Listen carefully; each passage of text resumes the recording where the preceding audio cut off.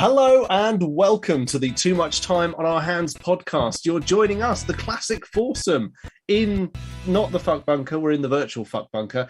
We are, of course, returning after a bit of a sojourn.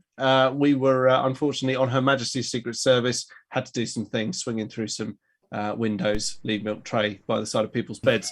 But we are back and we are continuing with our ranking of the Bond films. As you might remember, in a previous episode, if we cut away, Russ, to that pre-prepared, sort of teaser video. Yeah, I've set it up so I can just instantly press a button and it'll bring up the bit you're talking about right now. Brilliant, great. So that's all happening right now, and I'm going to voice over. In the previous episode, we ranked Connery's films and George Lazenby's film, which obviously we all agreed was probably one of the better Bond films. But anyway, we've done that. So if you want to watch that or listen to that, go back and listen to that, because that's already, and it's all great and stuff like that. So we're going to be dealing with the Moore films before we go on to, Moore films and Dalton films. Before we go on to that, I may as well introduce anyone for any first-time listeners, and any first-time streamers as well. Russ, hello. Good evening. We're going break. Good evening, 007. That's what they always say, isn't it? Yeah, they do. D, hello. Which that could be two. Money penny. Yeah, Duncan. Yeah, sorry, DU.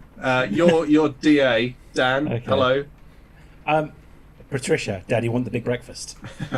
And I am Tom, and that one threw me. I didn't expect that. Can I ask a question, Tom? Why did you do the Charlie's Angels thing at the start of the podcast?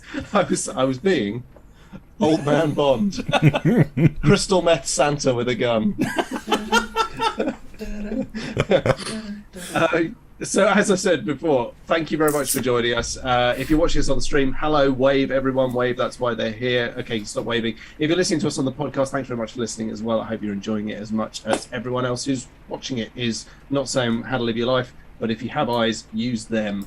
You got two of them and you got two ears, but you're choosing to use the other two rather than that. So that's fine, but don't worry about it. I'm not going to tell you how to live your life. Anyway, we are going to be ranking the Moore films and we're going to be ranking the Dalton films. We've got several categories. So basically we do an overall ranking, but before that we rank the gadgets, we rank the names, we rank the villain, and the music. And the music. And by which we mean the intro song, not the score. Absolutely. Yeah. Which means that in the Moore era, we have some absolute corkers on the way. Some really good, cheesy 70s stuff mixed with some quite nice soft rock as well when it sort of dovetailed into the early 80s. Anyway, here we go. And we got Moonraker. Sorry about that, but this is that episode. So, no further ado. Moonraker! Don't break the moon. It's or with a spoon. Crumble! Yeah, apple crumble. So yeah. Anyway, where should we start? Why not? At the beginning of the Moore next era. film. Yeah. So we're on. Live and Let Die. Live and Let Die. I'm looking at the wrong direction. That's where I was getting confused. Yeah, we're on Live and Let Die. According to IMDb, James Bond is sent to stop a diabolically brilliant heroin magnate armed with a complex organisation and a reliable psychic tarot card reader. So that's Dr. Kananga, the heroin magnate, and Solitaire. Solitaire, is the henchman who eventually falls for Roger Moore's safari-suited ways and his eyebrows. And his eyebrows. Well, he's the one that literally disappears off his face. It actually had a lucrative career of its own. It did. Roger Moore's eyebrow, now in Wicked on the West End. Still alive and kicking after his host has passed, sadly. As of course one of the sad things about this actually is we're reading an era of the Bond films where unfortunately the actor is no longer with us. The same with Sean Connery. Well, absolutely, but we didn't point it out last time because he will live forever in our minds as the best Bond. Yes, it's either the actor is no longer with us or the actor has turned into a cranky tax recluse. Right, Jane Seymour as well, by the way. Oh, Jane Seymour. Yeah. Marvellous. Right, so, no further ado, Live and Let Die. Yeah. I love this film. I think Moore's debut was cracking. Absolutely cracking. I think there is something to be said for every single first film by a new Bond actor is good. And I think as we go on. They did. I think it's always like there's a lot of effort goes into those ones in particular. to sort of get them established. Yeah, I agree. Do we quickly However, want the to go through? campness comes through in this Yeah. one, and you realise they might be going down the camp route, because with some of the cars were brilliant because they had some nice American muscle cars in it, and especially the ramp where you goes, oh, you're not thinking of doing that, and he goes, yes, it wasn't Live and Let Die, wasn't it? Does the whoop spin? Oh no, it's not. It's in the end. No, it's that man with the golden gun. Shit. They do a jump in it as well. I think it's the confidence in our convictions that people love about us the most. I always thought it was Live and Let Die. I'm now questioning myself. This is terrible. We Well, we do have to mention the fact that Yaphet Kotto hated playing Kananga for obvious reasons as well. Yeah, I mean, there's definitely some sort of sensitivities missing in this film, and it would not be made the way it was today. No. No. In fact, it's probably something you can say about Pretty much all of them, yeah. Baltimore films. I mean, the only real saving grace to it is compared to the books, this is absolutely woke. Where Yeah. the book of Live and Let it's unbelievable. It's really racist. It's really bad. It's yeah. Yeah, I mean, yeah. Least said about it, the better. To be honest, Yeah. It's very. I mean, but that's the point, isn't it? I guess that's the, people always, say that there is the Renaissance, but I think we're always going through a period of Renaissance where we reevaluate, what is considered okay, and Yeah. what is considered beyond the pale, and all that kind of stuff. This is definitely one of those ones where, if it's shown on telly today, it would come up with one of those. This was made in a different cultural era. Notices at the start. Yeah, absolutely. Like every Assassin's Creed game, just always has that. This was made. They kind of preempted that, didn't they? They did, yeah. That Multicultural screen team. at the start is basically like, "Don't at us, bro."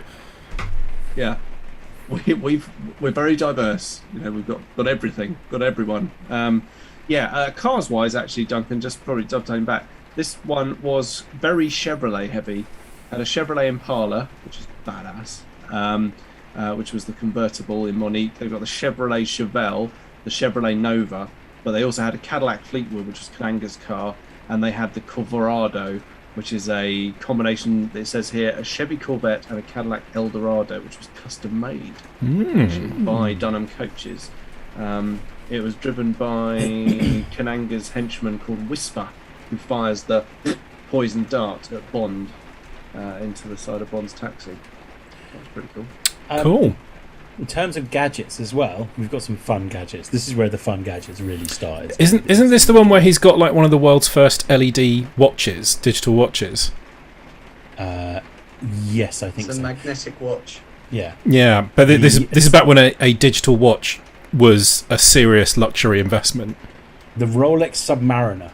Is that the one? No, So that's early his on, like early on, proper. Bond is seen using a Pulsar digital watch. Which That's came it, it was into the Pulsar. distribution as recently as 1972. It has an LED display which was activated by pushing a button on the side. It was like the first Apple watches. You could only tell the time when you pressed a button on it, and the battery lasted about 5 minutes. But they Also were has a- quite incredibly expensive. they- Modern technology, eh? Hmm. So on yeah. on my in-depth research notes that I've got here, it is also one that I must have influenced my life, which is another as part of my autobiography, which is though not really a gadget, he does do the flamethrower with a hairspray, like the cigar pretty lighter and badass. flamethrower to was it defeat a centipede, isn't it? Or something? We have. Yeah, something like in Oh yeah, terms- he's got that. Is a horrible scene, that, with the centipede like crawling up him. In terms of gadgets as well, we've got the Rolex Submariner. Yeah, that's Specially a classic, modified isn't it? Submariner has a powerful electromagnet that, in theory, can even deflect bullets. Bullshit, mate. Or used to Side mirror dart gun, which we've already mentioned. Yeah. Mhm. what? The Side Felix, mirror dark gun. the Felix lighter, which I quite enjoy. Radio transmitter receiver disguised as a car cigarette lighter. It's pretty good gadgets, to be honest. Teehee's mechanical arm, which contains a strong claw capable of crushing and cutting through objects. Yeah. Yeah. Clothing brush communicator, flute communicator, and a shotgun. Yes, I mean that's quite a loud and proud. There we are, all of them. So, at the risk of us falling into the same trap we fell into last time, which was spending a lot of time on the first film and then rushing through the rest, why don't we rank this one now? Okay. Can we all remember the rules? I can. No Yes. getting your willy out on camera. No one has ever said don't do that. That's mean, true. Don't. No, don't. YouTube's family-friendly policies will be contravened immediately. All right, anyway, let's go. Dan, go on, hit this. You're in charge. Let's go. Okay, so shall we do... let's start with villain then. Okay. Yep. I like Kananga, so I'm going to give him a 7. Oh, it's out of 5. It's out of So 5. All I'm of going these, to all give of these him- are out of 5, I'm going to except give for him. the how much you like the film. I'm going to give him a 4. Quite like him. He's getting a 3 from me. I liked him and Baron Samedi. Yeah. I had to look up his name because he was terrifying because he appears at the end laughing. Yeah, I'm gonna give it a 4. Quite like the villains. It was good villains. Okay. Snap. Russ? I think I'm going to go 3 for the villains, just because the plan isn't. It's like to flood the world with cheap heroin or something, isn't it? Yeah. Yeah, it's not. There's no lasers involved. There's no satellites. I want something a bit bigger from my bomb. It just lacks ambition. Oh, you must misremember it then. It's laser heroin. Laser Okay. heroin, yeah, Yeah. Yeah. from space. And it's Yeah. ill-tempered. um, Yeah, ter- so 3. in terms of names, it's, So I'd say 4 for that, because there are some cracking names in there. Sorry. we've got Solitaire. Solitaire, You've got Solitaire, Teehee, you've Baron got Whisper, Samedi. You've got Teehee, Baron Samedi, Yeah. Kananga. Yeah. That's pretty cool, man. Yeah. It's getting a 4 from me. Okay, it's getting 4 from me as well, so that's 12. Duncan? Yeah, it gets a 4. I think I actually put 3, but I didn't remember all the names. And you're right, Whisper and Teehee. Yeah, gets 4. Gadgets. Like, these pretty heavy for gadgets. Yeah, I'm going 4 from me. again, just for the shitty digital watch that everyone was so impressed by. I'm gonna And go the for cars are excellent, and they're a nice Yeah. departure from the normal roster of Bond cars, because it's Yeah. so American, this one. 3. Yeah. I think I personally, I think it gets better on the gadget and the auto front, and that in later films. So I think in order to keep my ranking right, I think it's got to be 3. But that's just Okay. me. It's just me. I'm Don't come at keeping me, bro. I'm keeping it at 3. I liked them, but I think It's another 4, that's 14 then. I mean, especially because in in this run of films, we're going to have the V8 DBS, like from the 1970s, which is fucking phenomenal. I think one of them has the skis that flips out from the side. So I mean, that's fucking amazing. Like, that's got to be a 4. Anyway, we're getting ahead of ourselves. Sorry, I'm getting ahead of ourselves. Sorry. Okay, theme song. I mean, 5 5. out of 5, man. 4. Really? Yeah, we were listening. I'm looking at the wrong film. It's a bad start. Yeah, no, it's getting a 5 from me. This might be the best one. It gets 4 from me. Yeah, it's 9. You say 4 or 5, Russ? 5. Okay, so it's 14. There's Tom? a bit in it which is it's just cheesy, weird. It just doesn't make sense why there is a weird reggae bit. Well, yeah, Kind of bit. Breakdown. it does. It's the breakdown, and also Yeah. it's a very, Opinion. considering. It's just Yeah, an opinion. no, you're right. Like, What the fuck has Paul McCartney done as a songwriter? What you mean, apart from claim credit for everything good that the Beatles ever did? Ooh. George Harrison was the better writer, so Yeah, I mean, I agree. Ringo was the Right, that's- best. He wasn't even the best drummer in It the wasn't even Beatles, the that's best drummer, yeah. Okay, so 14 so far. Where are you going, Tom? What's that for the theme song? 5 out of 5. Oh, so a whopping 19 there. Okay, and how good the film is? And this is out of 10, isn't it?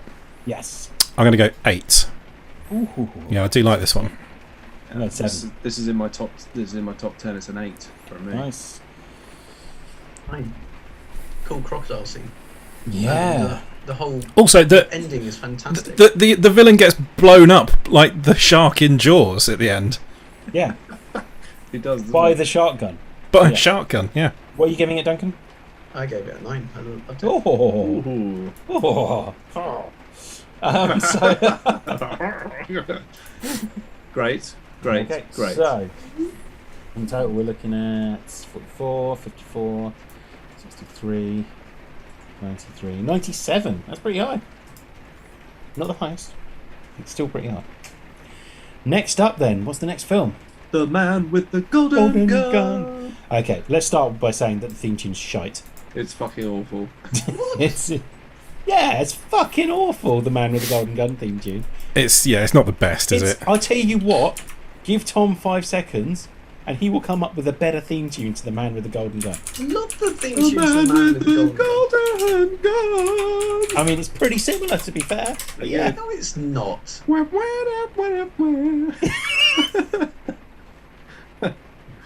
I think this is a terrible theme tune. I'm not a fan. But the film. Let's talk about the film. James Bond is targeted by the world's most expensive assassin while he attempts to recover sensitive solar cell technology that's being sold to the highest bidder. Which, by the way, is called the Solex Agitator. Which I think is like the shittest name for any MacGuffin It really that one of is. these films has. It Oh my really god, is. Bond! The Solar agitator. The solar sailor. Oh, heavens! Yeah, the Solar Agitator is the metal version of the Solar Sailor. However, we do get some more racial insensitivity, but we do get Scaramanga back as well. So that's a thing. So that We happens. do, Yeah. but it's still.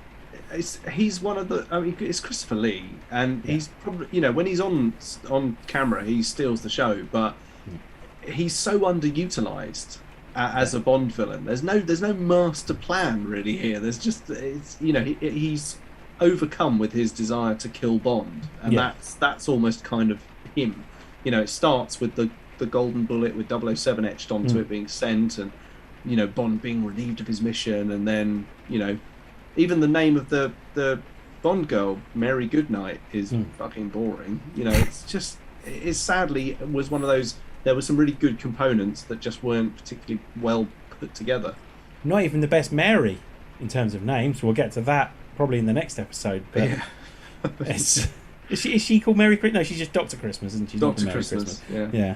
Merry Christmas. I thought No, she was called Christmas. Merry Christmas. She's called Christmas Jones. Christmas Jones. Dr. Merry Yeah. Christmas. Doctor- Not even Bond would go that bad. I don't know. I mean, she's only called Christmas to set up the fact that then they get to make the joke. Yeah. But yeah, different. Always getting socks on Christmas. Shit, isn't it? Scaramanga is a hitman who charges $1 million per job. $1 million. Oh. He's He- got a powerful weapon. yeah, it's Charges a fucking million. awful. Bloody love that song. He becomes linked to the death of scientists working on a powerful solar cell, and James Bond is called to investigate. To track down Scaramanga, he realises that he is highly respected by the killer, but will this prove to be an advantage in the final showdown? Well, it does, doesn't it? Because, he's James Bond. It does. Mhm. Even to the point where he poses as a dummy of himself, and you can't actually tell the difference between Roger Moore's dummy and Roger Moore. Yeah, that's a bit. Ah, something concerning. wooden is rotating round. Oh no, it's Roger Moore. I will be honest. I don't remember a whole lot about this film. Oh, This is one it's- of the first ones where you see the safari suit and the Yeah. ascot. And it's Yeah. just glorious.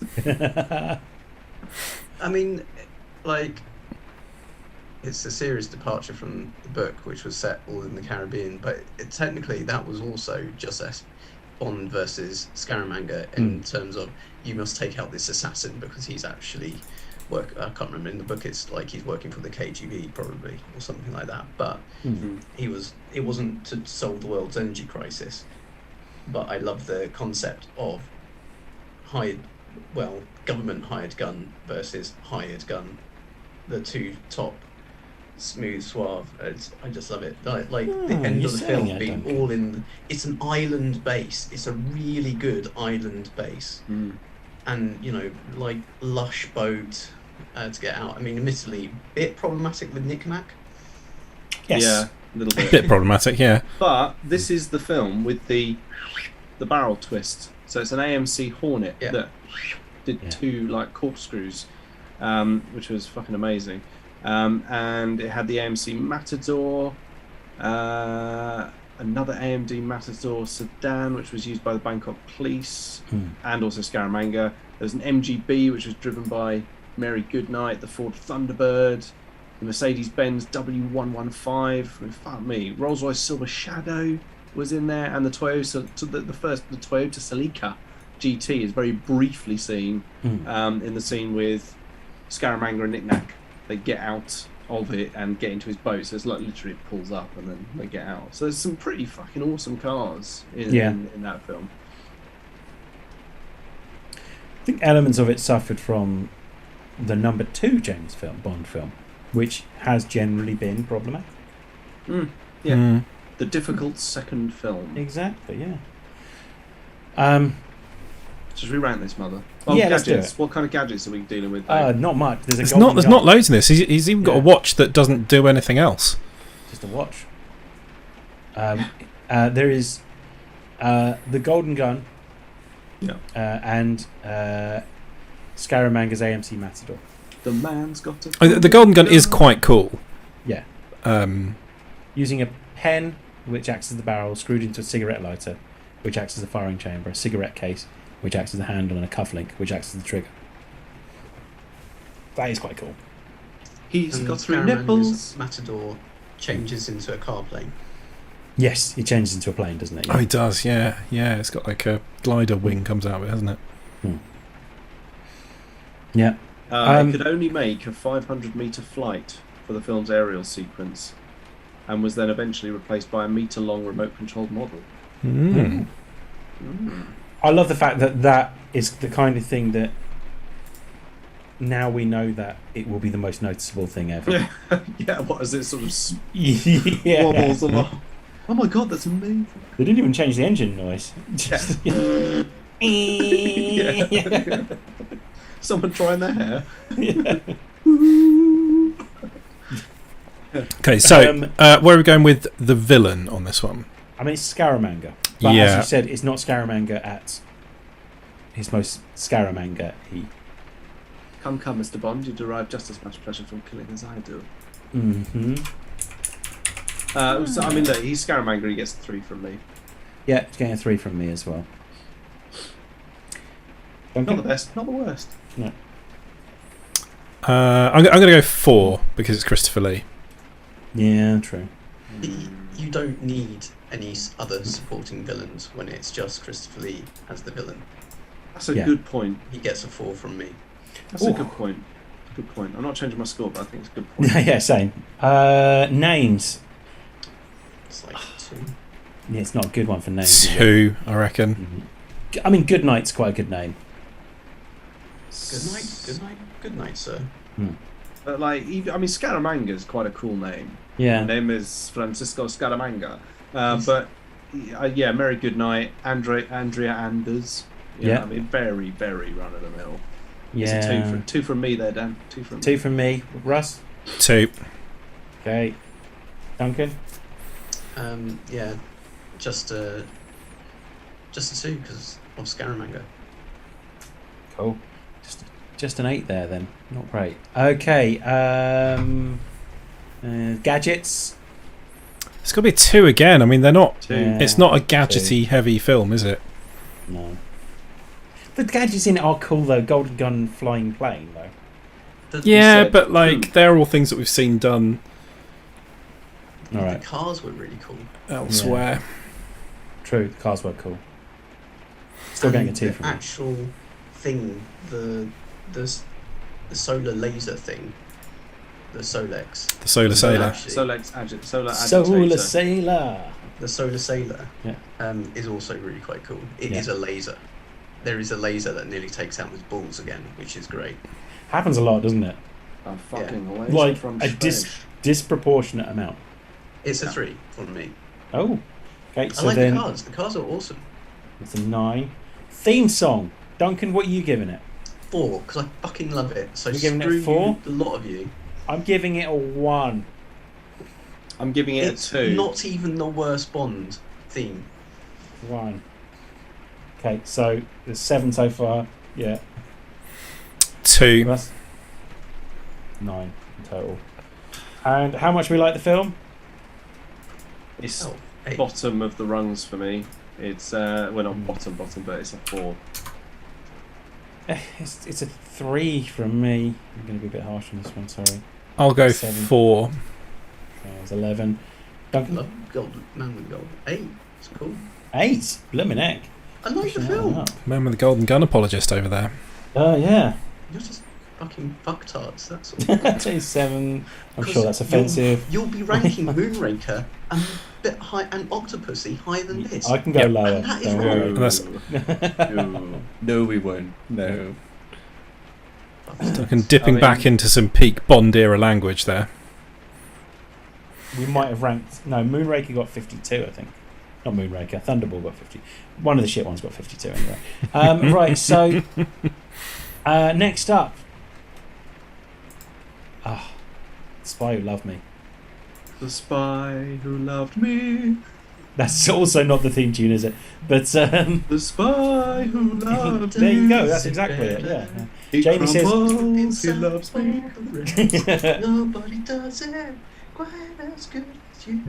Baby, you're the best. Lang-a-lang-a-lang-a-lang. Clang-a-lang-a-lang. Da-da-da. Da-da-ba-da-da-da. I mean, the I theme always do song that is until the great. bit where she goes, "Spy Who Loved Me." Baby, you're the best. Oh, it's so good. So fucking good. Duncan, he loves the man with the golden gun, and Yeah. nobody loves it half as much.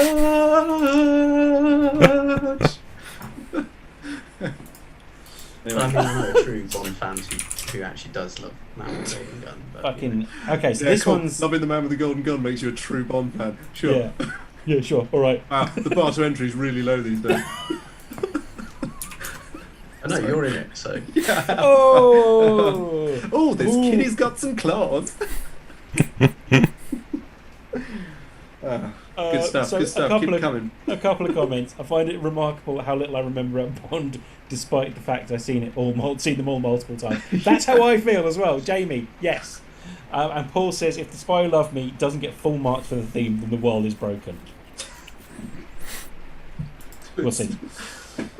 Okay, James Bond is back again. His new mission is to find out how a Royal Navy Polaris submarine holding 16 nuclear warheads simply disappeared while on patrol. Bond joins Major Anya Amasova and takes on a web-handed mastermind known as Karl Stromberg, as well as his henchman Jaws. with Stromberg. enough teeth. Bond must track down the location of the missing submarine before the warheads are fired. Yeah, it's a good one. This Like this one. it's this pretty high across the board, really.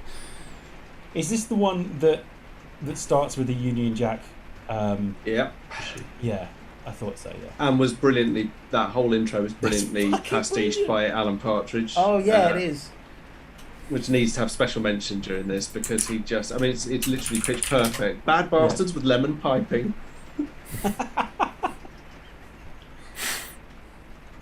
And Hang on a also, minute, where do these villains go to get their henchmen outfitted? oh, the sartorial collection. this is the spring line of henchman boiler suits. Ooh, lemon piping, very nice. Also It is a gadget-wise, very cool moment, that though, isn't it? The parachute Yeah. opening. Oh, It's very so cool. I mean, But- look, but it also has Wet Nelly, which I'm painstakingly pointing out here. One of the best Bond Yeah. cars. I thought Wet Nelly was the motorbike thing. No, Wet Nelly's the Lotus Esprit that turns into the submarine. Here she is, Wet Nelly. I thought wasn't Wet Nelly like a little jet bike thing, yeah, it's a jet ski. like a jet ski. No, it's the Wet Nelly. Wet Nelly, a Lotus Lotus Esprit Esprit S1. that converts into a submarine. But there is like there's the little gyrocopter called Little Nelly or something, I can't remember, I think. Yeah, which is once again problematic. Yeah, it is. Little Nelly. The gadgets in this film are great as well. So he's got his quartz watch with his. It's got a fucking fax label- machine in it, hasn't it? His watch. Label maker. It's like his little label maker that sends us messages from 106. He's got a ski pole gun. Yeah, that's as really well. cool. Specially designed ski pole is modified to fire 30.3 caliber rounds from a 4-shot magazine. Sorry. Sorry, I've just seen someone. Paul's written Tom pointing out Wet Nelly there with his thumb, which looks really unfortunate. From see how that ends in a second. Microfilm reader from the camera angle. Oh. Stun gas cigarette. Then we've got the stuff in the Q branch gadgets. A hovering tea tray. We have a hookah shish pipe that doubles up as a machine gun. Shisha pipe, sorry. A cement sprayer, later used by the Lotus Esprit.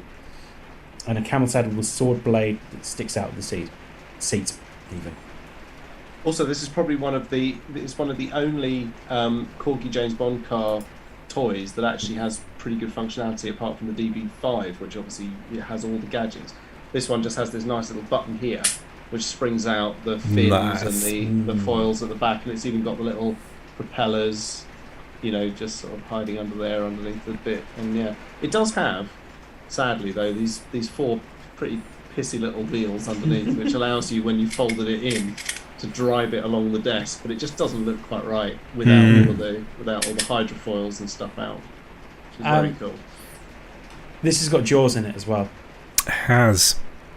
The names are actually really good. This is a really... Yeah, Stromberg is an absolutely amazing villain name. It is. It really is. And it's a good plot as well. It's all out nuclear war. That's what we want from our Bond villains. Yeah. The stakes are high. Yeah, I mean, they are high. He's not just looking out for himself in this one like the last one. Well, this is one where you see him actually like operating like the Navy are involved. He's not just like one arsehole running around with a gun. He's part of something bigger. Yeah, I'm a fan of this one. And it's got an amazing like ocean artificial island base for the henchmen and the villain to live in. There is pretty fucking cool. People get dropped into the sharks. Here's the problem I've got. I've watched all 3 Austin Powers films more recently than I've watched any James Bond films. So sometimes I have to remind myself what's in James Bond and what's in Austin Powers as well. Yeah. Watched Goldmember again a couple of nights ago. Yes, Molly. Yeah. Oh, this is awkward. Mini-me, move down the bench. It's getting crowded in here. Everyone, get out. Not you, Frau. Not you, number 2. Not you, henchman over there arbitrarily twiddling knobs. Not you, there, henchman carrying a wrench. Stares at Mini-me. Oh, this is awkward. I also love the bit in Goldmember where he's stuck in the cell and he runs after Austin Powers, going, "Fly, fly!" Mr. Powers smashes open the door up to his cell and just goes, "Fly, fly!" Then suddenly away, walks back through the door, quietly shuts it. I'll get it. Right. Any more we want to talk about this film? Anything else? No, rank it. It's the first appearance of General Anatole Gogol, who makes an appearance in all the rest of the Moore films and in Living Daylight, which is pretty cool because he's kind of like not a villain, sometimes a villain, sort of, because he's Russian, he's KGB or Russian army, so he's technically the go-to bad guy, but at the same time he's not quite. He's like, nah, a lot of the time. He's quite cool. Yeah. Let's rank it then. Let's rank it. Let's rank his mother. Okay, we'll start with names then. Pretty good names. James Bond is one of them. That's quite a good name. Yeah, nice. Yeah. I'm going to say 4. I like Stromberg as a name, and Jaws. Come on, that is amazing as a henchman's name. It's very Ronsil though. Very Ronsil. Yeah, but that's fine. I'm all right with that. So I'm going Jaws. Jaws. Jaws. I'm going 4 as well. So that's 8 so far. Tom. What we're doing names. Yes. So I'm going to give this a 4. Okay. Mr. Duncan. 4. Okay, so 16 for names. That's pretty high. Villain. Gonna go 4 again. Yeah. Yep. Great name, great base, great plot. Yeah. We've got Jaws in this bitch as well. He's got henchmen with lemon piping tracksuits on. Okay, Duncan. Yeah, 4. Okay. Solid 16 again. Gadgets. Oh, it's got to be a 4. I'm going to go 4 for 5. me. Well, You're it's going out, to I'm go going 5. This has got some absolute classic, iconic Bond gadgets in it, this one. It's got the fucking Lotus submarine. You twisted my arm, Russ. He's got I'm the going cool 5 as well. watch, the parachute jump at the start. I think that counts as a gadget. Do you know what? Actually, I'm going to ski change pole this. gun. Yeah. Yeah, I'm going to change this to 5. I think Yeah. you're right, Russ, because out of all of the James Bond cars, like that is probably my favourite of the corgis. Mm. Like the DB5 is brilliant, but that is just so eclectic, like and iconic. It's a Got a little 5. Yeah, mortar well shell done, in it. Russ. Yeah. Duncan? 5. The Lotus. Oh. Just for the Lotus alone. It's amazing. Do you want Right. to know a quick funny thing about that? It was what they call a wet submarine, so it actually filled with water. So whenever Yeah. they were driving it underwater, it was a guy in a frog suit, like proper like scuba suit, having to drive it around. And there was, I think, 2 more prototypes that were made that were the ones that were able to drive and convert. But then when it did actually convert into the sub, yeah, they had to flood the whole thing because. I'll just say this, Tom. Any submarine I'm in with someone else is a wet submarine. Mostly Yeah. because I'll do a wee. I mean, to be fair, I can be with you for barely longer than 30 seconds before getting all gooshy. even Sploosh. even out of the water. yeah. that's- the Still a wet Falcon was submarine. always a wet place. So Wetter than an otter's. There's just a damp to it. Yeah. Just it's just a sweat. And is anyone not going 5 for the theme song? no. No, it's a brilliant theme song. It Brilliant. just makes me feel happy just thinking about it. Yeah. It's brilliant. It Duncan? perfectly 4. fits the film. You're giving it a 4. Fuck you. Fuck you. All right, fine then. 4 it is. Okay then. How much do we like the film? All right, no, I'll give it a 5. It is really good, and I love the Radiohead version. So The Radiohead version is incredible. Yeah. I'll give it a 5. Peer All right. pressure. What? Here's the thing, right? This isn't my favourite Bond film. No.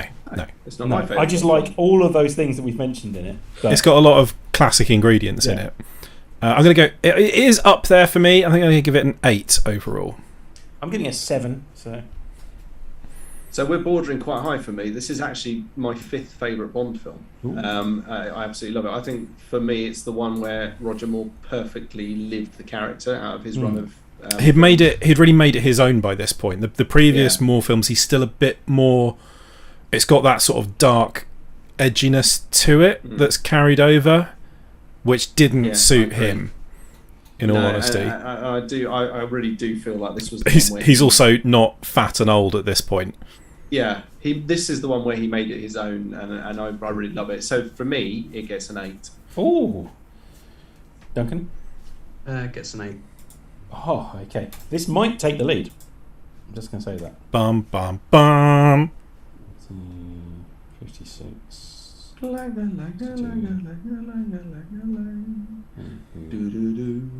it doesn't. Nobody does. Thanks for filling the gap there, because I'm struggling with maths here.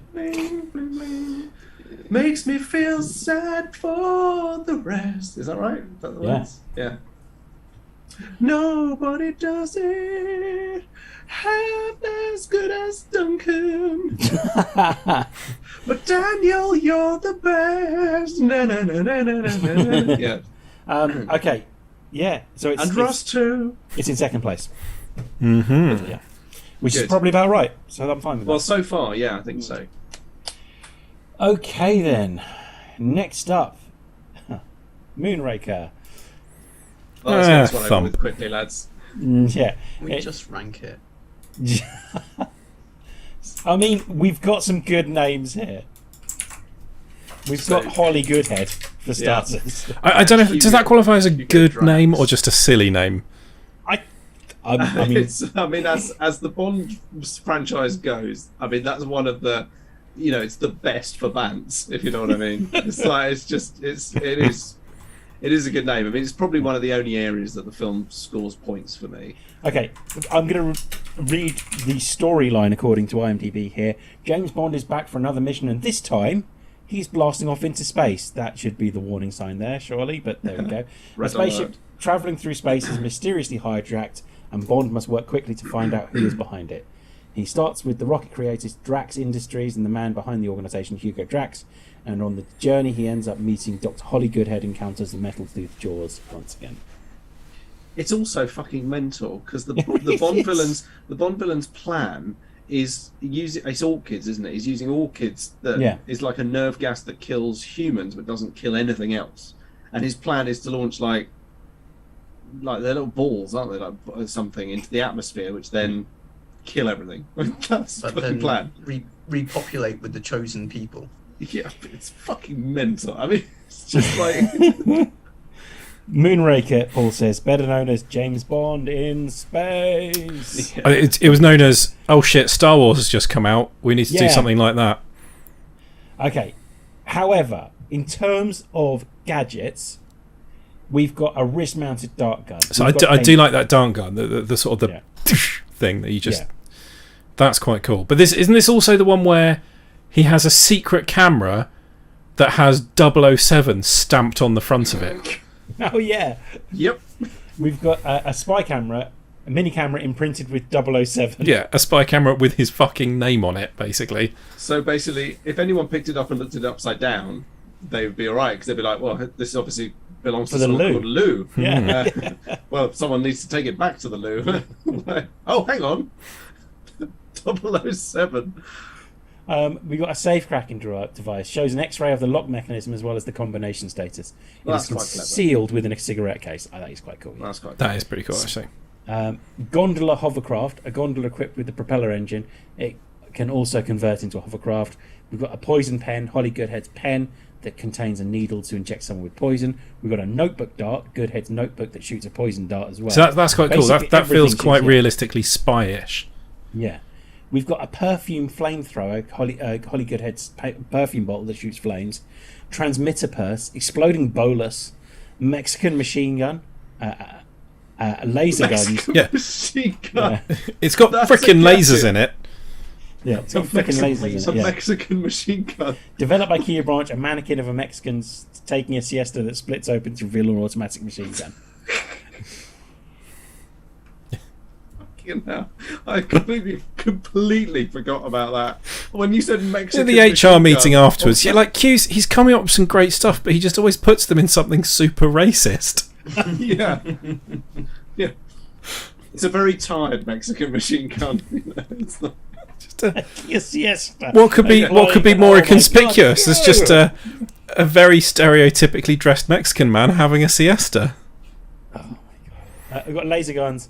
We've got the Seiko wristwatch as well. Contains a remote detonator, an explosive charge, and fuse inside the back compartment. Mm-hmm. Gadgets-wise, it's fucking loaded. Here's the thing: I could not tell you who sang the theme tune for this one. No, I could. Do you know what? I actually couldn't tell you Shirley what. Bassey. It was Shirley Bassey, wasn't it? I can't remember what the music is for this one. Moonraker. No, You've got to Moonraker. Ballads. Yeah, there we go. They are all ballads, so it's not that dissimilar to Spy Who Loves Me or Nobody Does It Better. Moonraker is do do do do do do. It's just even Shirley Bassey can't save it.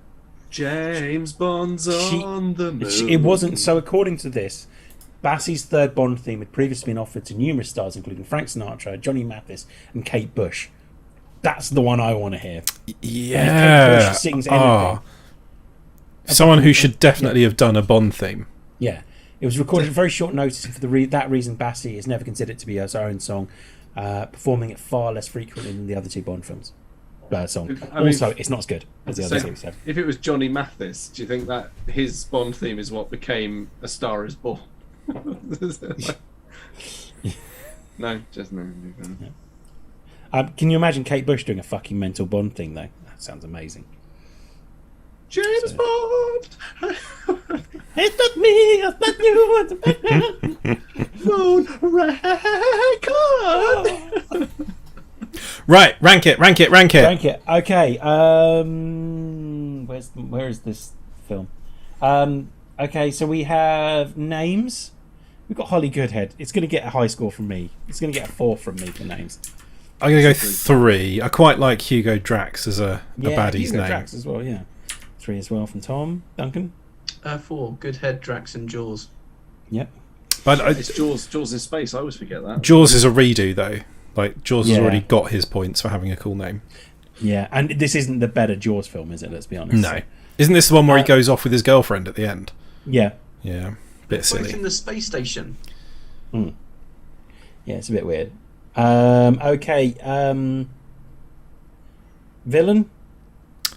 So I'm going to go 2 Yeah. because I feel like this is one where the villain listened to my feedback about us wanting a big Bond villainy plot, but just went too far by going into space with it. Don't go into space with it. No. It's 3 getting a 2 was from me. actually kind of like quite spooky. Cool. Tom? 2 for me. Okay, that's a 9 then in total. Gadgets. Kind of reluctantly, but 4 because there is Yeah. actually some good stuff in there. It's getting a 4 from me as well. If you, Three, 'cause if I you can't remember take the out the cars. racist dummies that they're hidden in. Yeah, I mean it loses. Yeah, I mean, it's losing a 3. point from me. It's a 3 for me. It's a 3 for me. Yeah, it's 3. I really like the dart gun on the wrist. That's cool. I actually thought It's that got was from an loads of earlier film. gadgets, But this is gadgets and cars, and Yeah. I don't remember the cars that much. So it gets a 3. Don't think there even is much in the way The of only car in it is cars in this. is what's his face's Tesla that's floating around. Tesla. You see it floating through the window. Yeah. You've got the AMC Concorde, Jeep Wagoneer, Chevrolet Varaneo, the Rolls-Royce Silver Shadow long Yeah, as wheelbase, I say, I don't remember it. So. and the MP Leifer Cabriolet. which Okay, is- 13 in it's- total then. Theme song. 1 is pants. Yeah, it's, Oh, I'm going to have to give it a 1. I barely even remember it. it's a 1. A 1 from me, Bob. Good lord, that's a low score. And film. 4, 2. It's 2 from me as well. This film is awful. 3 I actually. think Duncan's probably about right on 3. Yeah. Okay, cool. So it's 10 in total. 24, 28, 38. That can't be right. Yeah, very drunk. 24. So we've still got 3 33. more films to go and 43, 2 Dalton 46. films to go. Let's rocket through these then, shall we? That is now in last place. Quite right. So there's that. Yeah. Interesting, but there are still worse Bond films to come. Spoiler. Okay, so we have For Your Eyes Only. Which ends nicely with the Bond girl saying "For your eyes only, darling," which I always thought was quite Oh sweet. yeah. But it doesn't earn it enough points. After disposing of a familiar-looking face, Bond is sent to recover the communication device known as ATAC, which went down with a British spy ship as it sunk. Bond Yeah, that's must a really hurry- cool opening, that. Yeah. Bond must hurry though. The Russians are also out for the device. On his travels, he encounters Melina Havelock, whose parents were brutally murdered. That's what it says there. Bond also encounters Aristotle Christatos and Milos Colombo.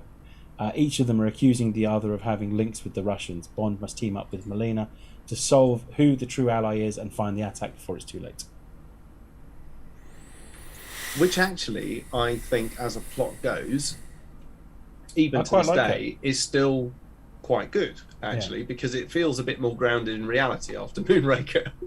You know, so it kind of redeemed itself. I think in most people's eyes, I think people thought that Moonraker had gone a bit mental. This But was, I mean, For this Your is Eyes Only was a bit quite of a return to low form. key overall, wasn't it? Like by Bond film standards. Very and a lot. He drives a 2CV. Yeah, the critics say it was a very understated Bond film, and understated and underrated. Which yeah, I like it. I mean, it's in my top 10 at 10. Let's put it that way. The bit where he drops Blofeld down a chimney That's just entertainment. is silly. Yes. He's at his wife's grave, gets kidnapped by Blofeld, climbs around the outside of a helicopter, and then picks up Blofeld on the helicopter's skis and drops him down a chimney. It's so silly. It is quite silly, but it's also. I don't Quite hate it. amusing. Yeah. After what I referred to as an understated film. But you know what I mean? That bit doesn't feel like it fits with the tone of the rest of this movie. It doesn't. I get the feeling that maybe they realised that they needed to lighten it up in times in this film. Not that it's Sorry. not light, but yeah. Sorry for everyone on the stream who just had to watch me wipe my nose. About that. I didn't though, so that's good. That's I was good. looking away. Yeah. Yeah. In terms of gadgets, we have the arm cast developed by Q Branch but not used in the field. This would look like an ordinary cast on a broken arm, except that it can be used on an assailant coming from the back of springing out and bashing the perpetrator. So This was in the phase of the movies where they always had the little walk and talk through Q's labs with loads of like bits of funny business going on in the background. 007. Yeah. Yeah.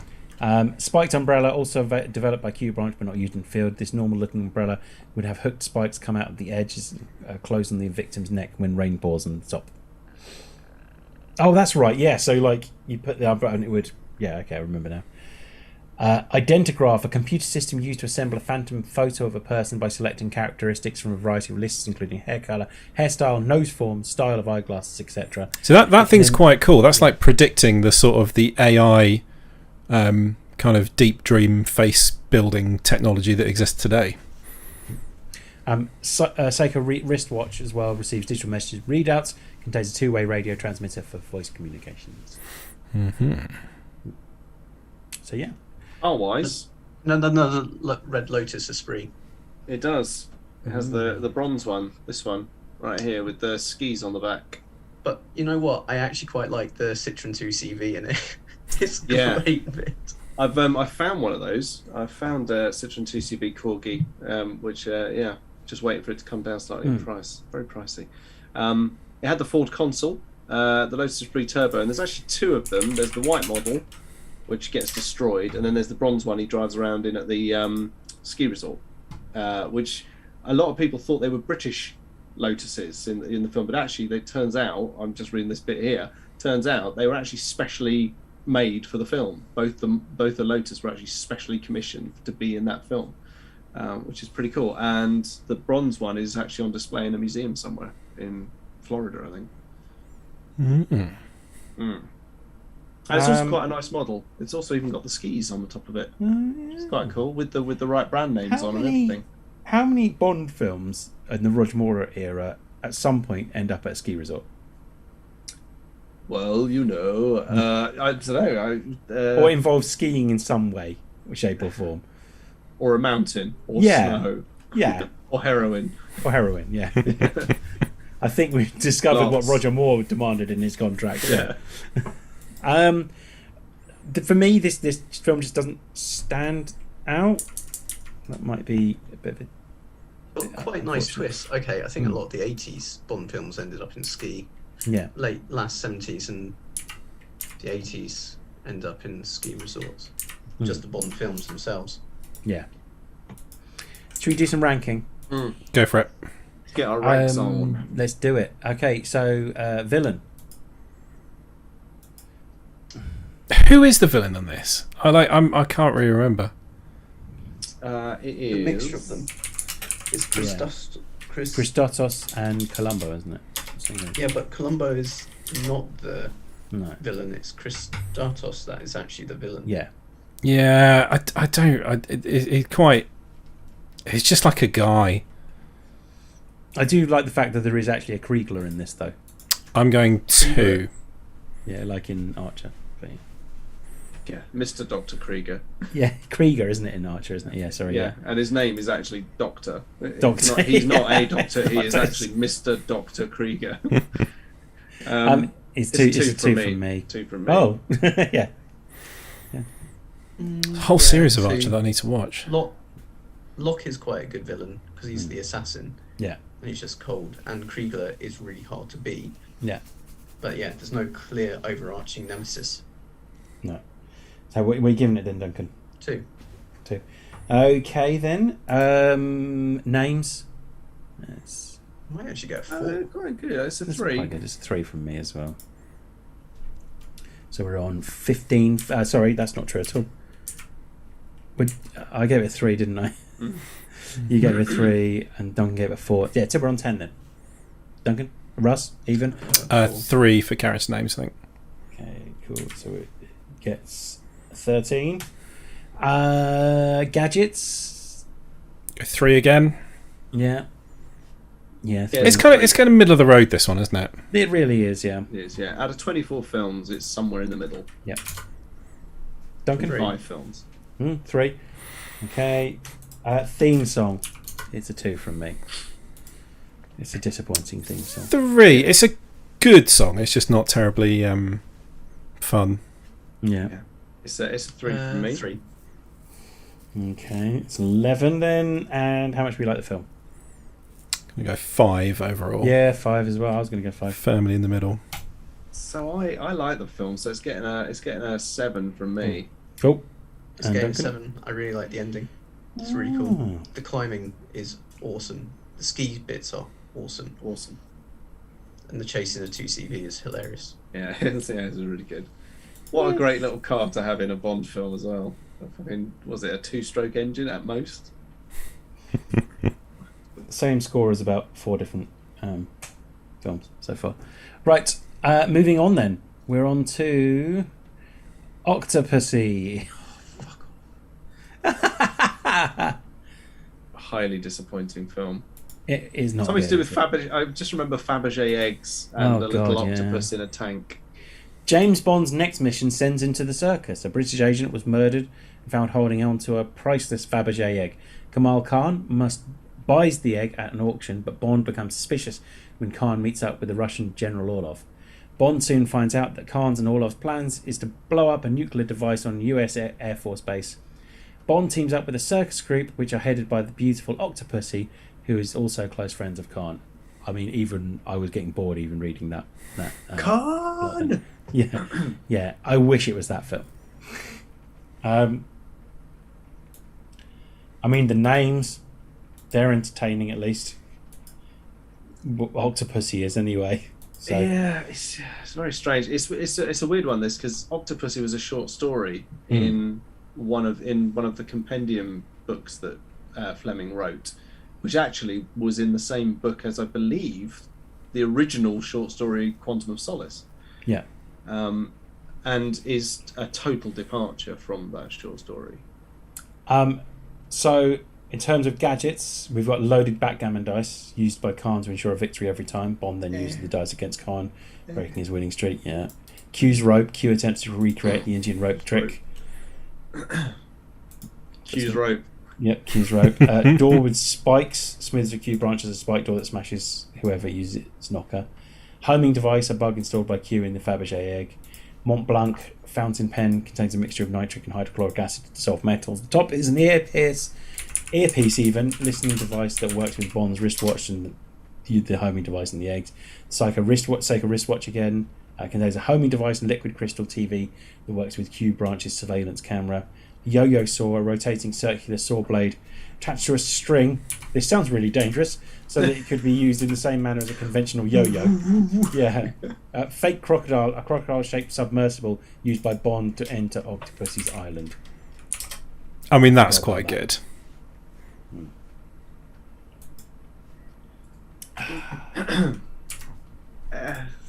Yeah, like I think the silence here is speaking volumes. If I'm honest, It's just not one that I particularly enjoy. It's very silly. It's very confusing. It's got too many clowns in it. Yeah. Yeah, and Roger Moore with the awful clown makeup as well. Yeah. Oh god, yeah. It's one of the rare films that actually has a fellow 00 agent in it. Although that 00 agent is killed. I think it's 009 is killed in it. That's what they used to be there for, though, wasn't it? The double agents. They used to be. They were story MacGuffins in themselves. Car-wise, Alfa Romeo GTV6, that's pretty cool. BMW 518i, that's pretty cool. The Austin FX4, the Range Rover Classic convertible, very cool.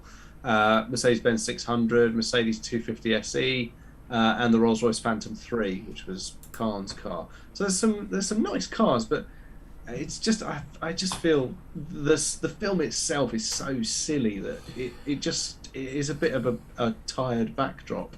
I'm not a fan. No, Should we get some scores? Let's get some scores. It's going to be low. Okay, It's gonna be low. villain Forgettable. 2. 2. Quite bland and forgettable. Yeah. 1. Oh my god. Names. It's a 1 from me, Bob. 1. They're either not memorable or just stupid. 1.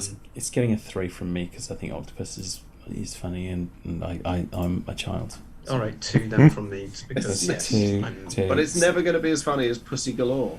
Oh my god! No, you're right. I'm knocking it down 1. 2 then. So 2, 2, 1, 1. I'll do.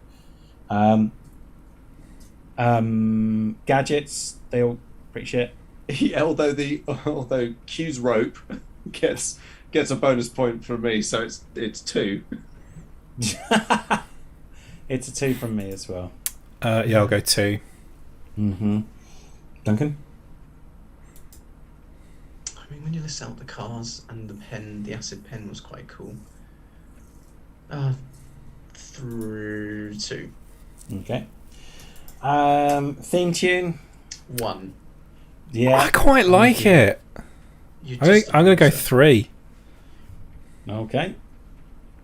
Tom. It's a 2. It's a 2-fer.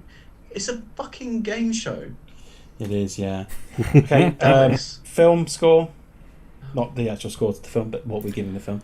1. Oh. 4 It's little getting 2 bits of from it.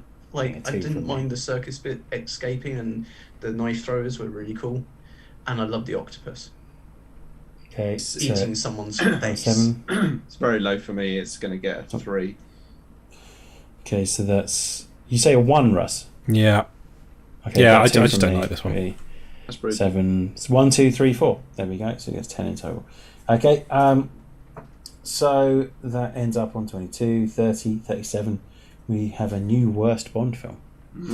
But there are still worse ones to come. It's sad that we keep saying that. Right, we're skipping Never Say Never Again. We're on to View to a Kill. Which is got such a great premise, like proper 80s Oh my god, it's so 80s. 80s villains. Yeah. Like it's 1985, people. This is Yeah. this is G2, baby. I mean, it's, it's like, I mean, Yeah. it had fucking Christopher Walken in it, man. It had And fucking Grace Jones. in it. Yeah. Like, there was some really, when I saw the trailers and stuff like that, I watched them on YouTube, but you just think this is going to be a good film. Yeah. And then you see how old Roger Moore is by this point, and you're like, fuck me, this is creepy It's as got hell. a Zimmer Like, frame with a electromagnet in it. it's so Yeah, creepy. It almost felt like they wanted a younger James Bond by this point to go with all the young actors they've got surrounding A him. lot of Dalton- skiing in this one again, wasn't there? Yes. Yeah. A lot of skiing. It's because they could quite easily put him on skis and then push him Just gently, gently and he would slide be him all right. down things. The hip injuries are going to be fine. I mean, I think the thing is that actually by that point they wanted Dalton to be Yeah. Bond, and unfortunately he was tied up with commitments on whatever TV series he was doing at the time. I can't remember what it was. But yeah, so basically, if he had been free, we would have potentially got Dalton in that film. For me, it feels like a Dalton film as It well. is, yeah, it Yeah. is. Grace Jones is really good in it. Like she's a force of nature. Like, Yeah, and she's as Mayday, amazing. she's brilliant and wonderful, and she does kind of turn against Max Zorin, at the end, and becomes the femme fatale. But it's just a shame, really. It's a shame it's Roger Moore because Christopher Walken just Yeah, I feel like this Oh could my have been a God, better yeah. movie. Kills It's it. got a blimp. Yeah, it's got a fucking blimp.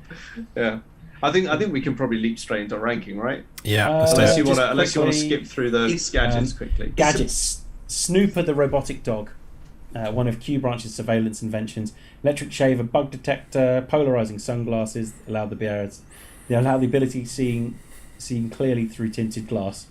Okay, isn't that sunglasses? Whatever. Ring camera contains a miniature camera. Checkbook reader uses ultraviolet light to read previously written material by picking up the indentation of the pen marks. So Credit- 80s. Credit card lockpick and Zoran's walking stick contains an RC steroid ejector used to improve the performance of his racing horse during a race. Also contains various controls for his racetrack and various other materials at his estate. Paul says his run was really camp, apparently. Oh, it was very camp. Yeah, Yeah. it was. It's also got an iceberg. Yeah. Disguised boat. Oh my god, it does, doesn't it? Yeah. Car Okay. wise, looking pretty good though. Jeep Cherokee, Ford Bronco, Ford Limited, the Chevrolet Corvette, the Cadillac Fleetwood, Rolls-Royce Silver Cloud, the Dodge Diplomat, badass, and Renault 11 and the Renault Fuego. How 80s is the description as well. James Bond has one more mission. Oh no, sorry, hang on, I'm looking at A View to a Kill. Oh no, yeah, we are on View to a Kill. Yep. Bond returns from his travels in the USSR with a computer chip. This chip is capable of withstanding a nuclear electromagnetic pulse that would otherwise destroy a normal chip.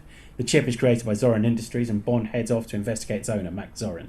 Zorin may only seem like an innocent man, but is really planning to set off an earthquake in San Andreas, which will wipe out all of Silicon Valley, as well as Zorin. Bond must also tackle Mayday and equally menacing companions of Zorin, while dragging Stacey Sutherland along for the ride. That is the most 80s plot to a film, isn't it? Hey, they're going to destroy Silicon Valley before they can produce all those microchips. It's got the word microchip in it about 10 times. Exactly, yeah. Should we get some scores then? Let's get some scores. That's why he didn't. Apparently, that's why Moore didn't run on films. He thought his run was camp. That's probably why they put him on skis so often. Then. Yeah. Well, no, and also the very oldness of him by that point. He was very old by that point. Very old. Should we get some names then? Let's start with names this time. He was so old. The bit where Mayday goes in to have sex with him, he's literally lying on the bed because he can't move. Can you imagine what Grace Jones would have? She would have broken him in half. Literally snapped Basically him. did in the film. She throws him around. Yeah. It's like it's Is this the one where he throws a jar of his piss in someone's face?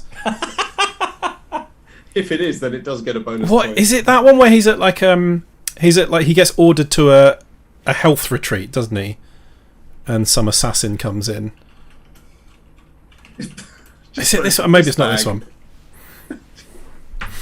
Where he gets put on that machine that stretches you, that for some reason has an option that goes up so high it will rip your spine out. Oh yeah. Yeah. Set it to high, not too high, mind. Don't set it to death. We don't really know why that's even one of the options, but apparently it is. Apparently, every time you see Bond running in these films, it was a body double. Maybe that is the skiing then. If they ever had to get him from point A to point B slightly quicker than walking, Exactly. they'd pop him on some skis and slide him along. Give me a push. I like the fact that he clearly hadn't had enough by the time he did Cannonball Run, where he played a piss take of himself. Yeah. Anyway. Or he could just walk. Somebody's following them. He even in Cannonball Run, he's even just Roger Moore as well. Because when I remember him introducing himself in that film, Roger Moore, and it's like, good lord, right? He did the thing. Yeah. Should we get some scores then? Okay, so names, it's getting a 2 from me. It's not that great for names, really. Max Zorin and Mayday. Yeah, I really like it. I'm giving it 3. It's 3 for me. I said what I said. Okay. Yeah, Max Zorin gets a 4 from me. I like. Oh Max my Zorin. god. Okay, so that's 12 in total then. Villain. I like the villain. 4 for me. It's great, Yeah, great overall villaininess. He's in a fucking blimp. They're standing on the Golden Gate Bridge. It's all good stuff. Yeah, I think Russ is right. 4. Okay, 12, 4 as well. 16. Blooming heck, good for villains. Gadgets. 2. It's 2 not is- super yeah. gadgety, is it? Nope. 2 from me Yeah, as but it's well. got some alright cars. Gives it. Don't know, mediocre. Yeah, alright 2. Okay, 8 in total. Yeah, you know. Theme tune. However, Fine, motherfuckers. This is a cracking song. it's getting a 5 from Yeah, me as well. it's getting a 5. I really want to give it 6 just for the bit at the end of the music video where Simon Le Bon turns around and goes, Le Bon. Simon Le Bon. Like, who has the fucking balls to do that? It gets a few just for the 80s drum sounds on it. It's so The sort of the it's such drum a great machine. theme tune. Yeah. It's brilliant. Yeah. It's Okay. how a Bond theme should be. Like, Yeah. basically, bands do the best Bonds themes. Absolutely, it's brilliant. I'm giving it 3. Russ? The music 5. Yeah. Fucking brilliant. So 18 then. Okay, Everyone and how can much we force like me the if I don't film? give it a 5, so 5. Film overall 3. Wow. It's that's got some low. really great bits, but it feels like it's all potential. and no actual execution. I've whacked it up a little bit for the potential, so I'm giving it a 5. Mm-hmm. It's a 2 from me, Bob. Oh my god. Duncan? 7. I loved it. Oh, there you go. Cool. Nice one. Don't be ashamed to love it, Duncan. You do you, buddy. Okay, so 35, 43... That's all the more films. 59, 61... Right. 71, that's not bad. I reckon we blitz through Timothy Dalton. There's only 2, isn't there? So it's a bit of a shame to blitz through him, actually, but I think we probably need to sort of move on, don't we, now? Yeah. Um, because then we'll just... The final part will be Pierce Brosnan and Daniel Craig. yes. Okay. Right, let's do that. We don't have to. We can save Timothy Dalton to next week.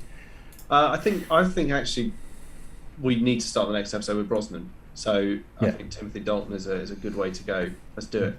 Right. Living Daylights. Here we go then. What a film. I love this film. James Bond's 007 mission is its first. Organise the defection of a top Soviet general. Good, I'll try reading that again. James Bond 007's mission is to firstly organise the defection of a top Soviet general. When the general is recaptured, Bond heads off to find why an ally of General Kozkov was sent to murder him. Bond's mission continues to take him to Afghanistan, where he must confront an arms dealer known as Brad Whitaker. Everything eventually reveals itself to Bond. It is one of the last great Cold War Bond films. Ah, yeah. And it's... Yeah, it is one of my favourites. It ranks for me just outside the top 10, literally just outside the top 10. I think Dalton is a criminally underrated Bond. I agree. Very dark, very gritty, and actually there's a lot to be said for the new Craig films being heavily inspired by Dalton's take. I mean, Craig himself even said that Dalton was a key inspiration for him. He was a far more tortured Bond, one that you could actually see weary of his role by that point. It's as also spy. Eerily kind of relevant even today because it is in Afghanistan where it is various different political bodies supporting the Maharaji. They're meant to be freedom fighters or something, and it's it's quite well. I think it's quite for the time. It was like, oh, that's politically sensitive. The Russians supporting that, and then even now it's like the Russians supporting one lot, everyone else supporting others, and then the corrupt former American general. I love this film. There's no doubt I am biased because it was the first VHS I bought. I love it to bits. I can still quote good bits of it where it goes at the end of the opening bit, because it's filmed in Gibraltar. It is gritty where they're doing paint guns, and he goes, "Oi, you're dead!" And then someone comes out with a real gun, and he lands on the boat, and he goes, "I'll report back in an hour." And she gets out the champagne, and he goes, "Better make that 2." It's fucking top for cars as well. Yeah. Top. This has got the V8 in it, hasn't it? This is the winterized V8 Volante. It's got the Audi 200 Quattro, 200 Quattro Avant. It's got the Vaz 2106. It's got the Baz 2105. The Rover 800. Rover 800, boys. GM Savandura Ambulance, which is very cool. Land Rover Series 3, driven by the British SAS. Range Rover Classic. Land Rover Series 3 Armoured, which was driven by the Red Army soldiers. Mercedes-Benz W114 and the ZIL 41047. Fuck me. I mean, what a lineup of cars. That is top quality. That alone pushes the gadgets up to 4. So the gadgets also is the key ring, Yeah. which is both The keyring's quite cool. and a nerve gas. Yeah. And it's like, We've got a boombox that can fire rockets as well, cigarette case binoculars, rake metal detector, revolving sofa. Q Branch is testing a sofa that swallows whoever sits on it, as demonstrated by one of its assistants. Milk bottle hand grenades as well. Yeah, those were cool. That's hilarious. Good villains as well, actually, when you Great think about villains, it. Like the really imposing blonde-haired, blue-eyed Meathead, who Bond has that epic struggle with in the back of a Hercules, I think it is, isn't it? He cuts his boots, and he falls out of the air. Yeah, good knowledge. Yeah, that's it. Fucking brilliant. And the machine gun at the end is ace. It's like, haha, your wolves of PPK won't get through this armor plating. And also the vehicle, cello case. We have nothing to declare except Throws the it. cello. Yeah. Super cool. Oh, Right. and also he does the ride through the gas lines, the gas pipes. Oh, it's the Trans-Siberia pipeline, isn't it? In the little rocket thing that goes through it, That's really cool. which is All right then. homaged in the one with what's her face in it. The world is not World enough. is not enough. The world is not enough. I wish that was the theme tune. So should we rank this mother bitch? Okay, yeah. Names. Well, probably quite down to earth. Yeah. General Koskov, Kara Millerboy, Saunders, General Pushkin. It's all quite real, like it's actual human names that humans might have. Yeah. So in terms of Bond films, it's probably low. Yeah, it's getting low from me as so well. it's a twofer. 2 for me. Yeah, I'm going to go 2 for the actual names. I'm going 3. I like Georgy Koskov is great, and Whitaker is very American, and then you've got Gogol again. Yay, like him. So Yay. It's And getting Afghanistan. yeah. Sorry. It's getting 4 for me for villains. John Rhys Davis is in this, isn't he? Yeah. villains, Yeah, 4. villains. Yeah, 4. Yeah. 4. Yeah. 4. Yeah, I'm going to go 4. Yeah. I thought All 4s all round. Gadgets. 5. Yeah, it's a Yeah, 5 it's from me. For me as well. Yeah. I'm going to go Who didn't 4. want that key ring? Yeah. So cool. 19. Now we haven't even discussed the theme tune, which is another banger. But it's Yeah, not. Live It Does is a banger. It's not quite. It's not quite for you to a kill for me. Right, It's I don't 4 care for what me. you're going to Yeah. say. I'm saying 5. I love it. It's great. It is great. It's the best R half song as well. For me, it tops at What? 4. It's, Like, yeah, yeah. it's not better than Take on Me. I'm sorry. No. It's a great song though. Yeah, I was getting a 5. But And that's- what's that's the Sun Always Shines on the Radio as well? That's another good one as well. Was that there? Yeah. Anyway, sorry. So he's getting 5 from you, 4 from Tom, 4 from me. 4. Russ. Okay, so that's 12, 17. And how much do we like this film? 10. Whoa! Fucking love it. The big guns. I mean, it's getting an 8 from me. I like it, but not 10 like it. It gets a 7 from me. Yeah. Very, very strong 7, mind you. Yeah, I had this at 7 as well. yeah. It's okay. 25. This is all 32. just childhood. It's one of my favourites growing up. So Yeah, bought the there is that. VHS at the same. So no. Yeah, part of this very much is depending on which one ITV happened to be showing on the rainy Saturday that you were watching them. Yeah. Yeah. It's Oh. 94. Happy days. That's Skin knees, jumpers for goalposts. Oh, isn't it? isn't it? Oh, Okay then. So last one for tonight. Not a License to Kill. Kilt. Oh dear. It sounds like that's exactly how it sounds like. She sings it. I got a license to guilt. Okay, so James Bond is on possibly his most brutal mission yet. Bond's good friend Felix Leiter is left near death by drug baron Fran Sanchez. Bond sets off on the hunt for Sanchez, but not everything is happy. Not everyone is happy. MI6 does not feel Sanchez is their problem and strips Bond of his license to kill, making Bond more dangerous than ever. Bond gains the aid of one of Leiter's friends, known as Pam Bouvier, and sneaks his way into the drug factories which Sanchez owns. Will Bond be able to keep his identity secret, or will Sanchez see Bond's true intentions? Can I just be that guy? Mm-hmm. I think. Sorry, I'm going to be that guy. Lowest grossing film in the entire franchise. Really? Adjusted, yeah, really, really low. But I personally think it's criminally underrated again. It's not as I good like as The it. Living Daylights, but it is, for me, I think it really sold the gritty Bond persona, which Yeah. again we it's now really see now dark, this further one. on is very much the way that Daniel Craig is now like one of the most popular Bonds for doing, and so he's badly judged in his time, I think, Dalton as Bond, and this film, unfortunately, because it grossed so low, that was it. Goodbye, Dalton from the Bond suit.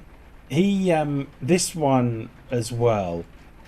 I remember watching so many Roger Moore James Bond films when I was a kid, and then I remember watching this one, and this one was like one of those ones where I was like, "Am I allowed to watch this?" Dark, Like, wasn't it? It was yeah. real dark. I really like this one. So yeah, and I love the idea of Bond's gone rogue as well. So Yeah, and it never really worked in many of the other films, like in Die Another Day, like go whatever, But in Quantum of Solace, it didn't really work either. It just never. It's that whole kind of Bond going rogue thing never really kind of worked again. It worked in this film, but I don't think it worked in any of the others. yeah, Cars are quite fun. Is it all away from me? Why is it doing that?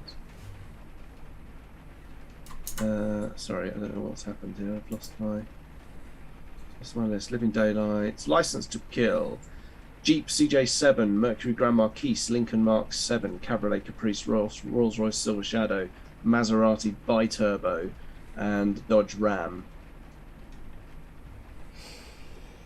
Yeah, there's some fairly nice stuff in there. The Maserati's lovely. Yeah. some cool gadgets. Exploding alarm clock, guaranteed never to wake up anybody who uses it. This is the one with exploding toothpaste.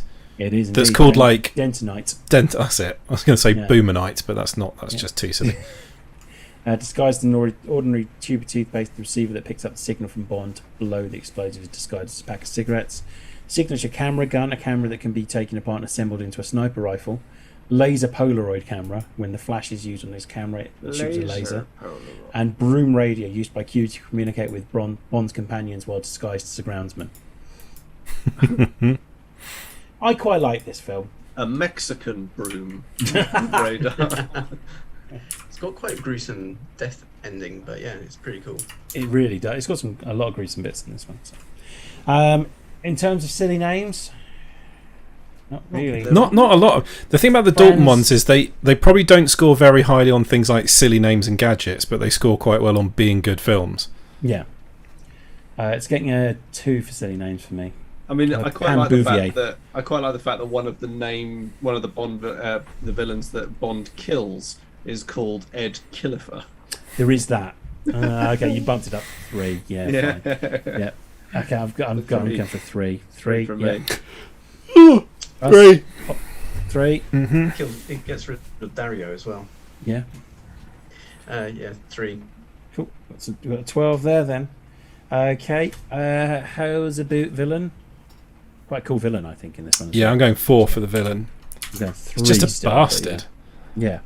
Yeah. Oh, actually, he really does fuck things up, doesn't he? I'm going Yeah. 4 as well. 4. Not It's 5. quite 4. Not 5. He's quite real worldy. He's a drug Yeah. baron. Yeah. He's quite of its time as well. Yeah. 4. Yeah. Okay, so that's 16. Gadgets. I'm going to say 3, I think. Yeah, it's getting a 3 from me as well. Cars are nice, but I do think it gets some points for Dentonite. I Yeah, think definitely. That's quite funny. So that's a 3. Yeah, 3. 3. Okay. Theme tune. 2. Yeah, it's a 2 from me as well. Gladys Knight, but it's just. It's a shame. I like Gladys Knight, but this isn't a great one. Maybe 3. I don't know. It's not. Still getting a It's 2 just for me. because it's between two really, really good. Bond And it's films. just a little bit on the nose as well. Like it Yeah, really yeah. feels like she's trying to fit in the title of the film into the chorus of it. So yeah, And also, it sounds like she says kilt. sure. Okay, it's 2 from me. So 3 from you then, Duncan. Russ. Yeah. 2. Okay. Tom. What's this for? Theme song? Yeah. 2. Cool. So that's 9. And how much do we like the film? Like a lot. I had this as 8. Wow. Yeah, got I really 7 like this then. one. Yeah. I got it at 7. It's a low 7. 21. Okay, 39 then. No. 29. That can't be right. 7, 7, 7, 21. Yep, and then 8, 29. Yeah, okay, cool. So that gets a 28, 40, 49, 69. Nice. Okay, 78. Nice. Cool. There we So, go. Then. Cool. How does the standing go from bottom to top so far? So obviously, bear in mind this is Connery, Lazenby, Dalton, and Moore. So bottom from top, all the way from the very bottom to the very top. Yeah. So currently in last place is Thunderball. Okay. No, that's not right. Ignore me. All right. Do you know what? This sounds like it might take a while. Let's wait until later on when we ranked all the films and then do the whole thing from top to bottom. Yeah. Yeah. No. I just don't want to put you on the pressure of having to do all Yeah, the. you put me a little bit on the spot. I did, there. yeah. Sorry about that. Well, there you go, everyone. I'm going to wrap this up relatively quickly because we've taken a lot of your time, but thank you very much for bearing with us if you're still watching, and also if you've listened to the podcast all the way to the end, thanks as well. We obviously have been the Awesome Foursome, and those have been the Moore films and the Dalton films. 2 very differing eras in the Bond ranks.